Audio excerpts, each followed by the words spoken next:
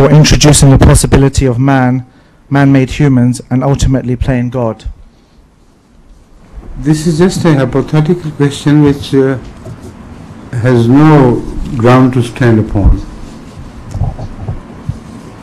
In fact, all man-made machines are created by man. No man-made machine can create man. This is a dividing line. Can you ever conceive a computer making a man? Can you ever conceive a man making a computer? So that is it. Thank you, Zul. Zul, the next question is from Hussein Alfa. He's a Khuddam from Lambeth Jamaat. He's a what? He's a Khadim from Lambeth Jamaat. That's right. Hazur, he's at Westminster University and he's studying building construction and surveying. Hazur, he asks, my question is about the human evolution. As science has proved that we were apes and we were transformed to human beings. Can you please... I've never heard of it. I mean, in books, it says, in books they said we used to be Homo sapiens and then evolution and... But apes, this theory has long been thrown overboard. The present day concept of evolution is very different from what it was held some decades ago.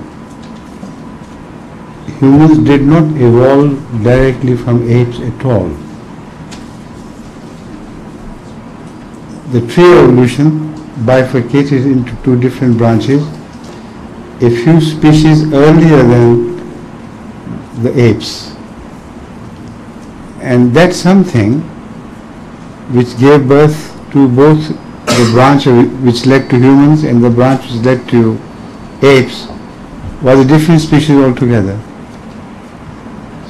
So we were not directly born out of apes. Right?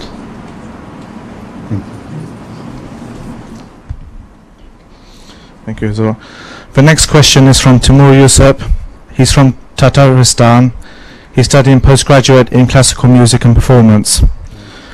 He asks, what is Islam's view on performing arts with regarding to the performance of musics and a Muslim who is working in this field?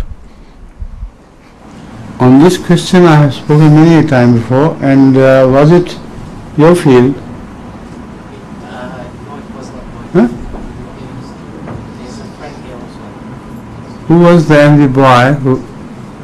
I think you see. You, I'm sorry, yes. It was you.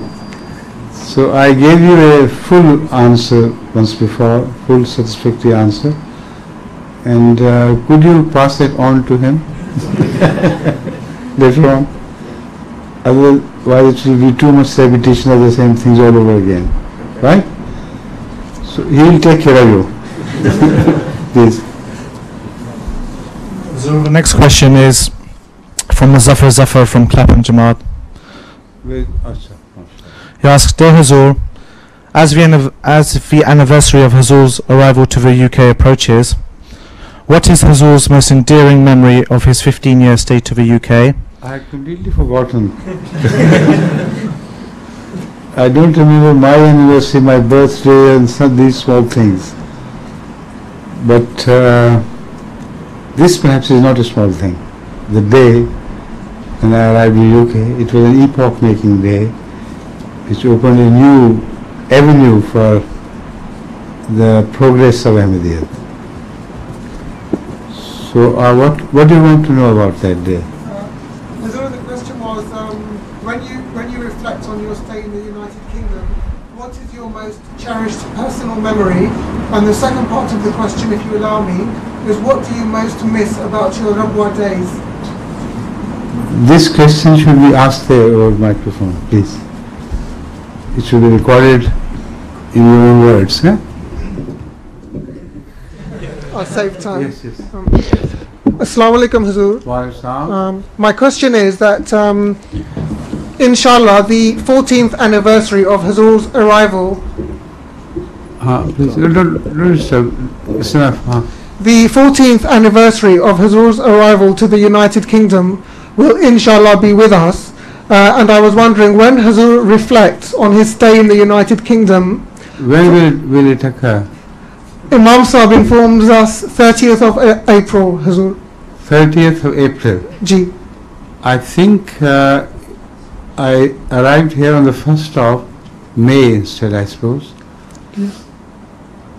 April is 31, 30, Hazur. 30 days. So I left there on the 30th of April. And I must have arrived the next morning on the 1st of May. Is it right? My recollection is 30th of April. Huh? My recollection is 30th of April. Or my departure or my arrival? So when did I leave? 29th? I believe so. I don't think so. Somebody should go to Imam Sahib and tell him to ascertain exactly. Ji, Hazur. Right. No, not you. Someone from the administration should say. Imam Sahib has gone to a question and answer session in North London. So the Hazur. Prime Secretary would be here in his office. Someone should go to him and find out exactly. As far as my memory goes, I left there on the 30th of April, the night between 30th and the 1st of May. And by the time our plane departed, already the next day had dawned. That is, the night had tilted beyond 12 o'clock into the next day. So when we left, as far as my memory goes, we left on the 1st of May instead, to be correct, and arrived here next morning. That was again the 1st, of course. So what is the question about? When Hazur reflects on his stay in the United Kingdom, what is your most cherished personal memory? Right. The most cherished memory is that of the faces which I saw during my arrival and first address. Every Ahmadi who was there, he was charged with fantastic spirit of dedication and devotion. I was amazed to see that. Although the Jamaat had not yet been prepared by me as I wanted it to be, but the very fact that I had left Pakistan and come to them had somehow charged them with a fantastic spirit of dedication and devotion. And that was my stockpile from which I started working, building the Ahmadiyya character from then on. And it still is not exhausted. That spirit of dedication was born to become a permanent feature of Ahmadiyyat in England. And with the grace of Allah, as I have told you, I am seeing it develop further. Listen, Nothing? 30th of April was my departure. Arrival into England. Huh? Arrival into England. Is it right?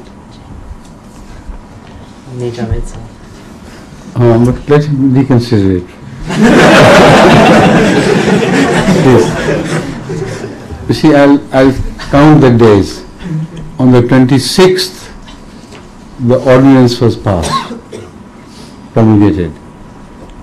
It took me 3 days in Rabwa to prepare for my departure.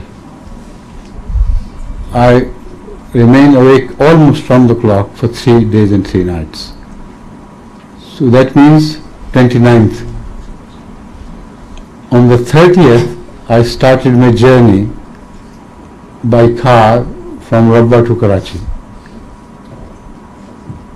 So how could I be here on the 30th? You tell him all these things. He is going by the popular view that I arrived here on the 30th, but these are the calculated figures. The ordinance was promulgated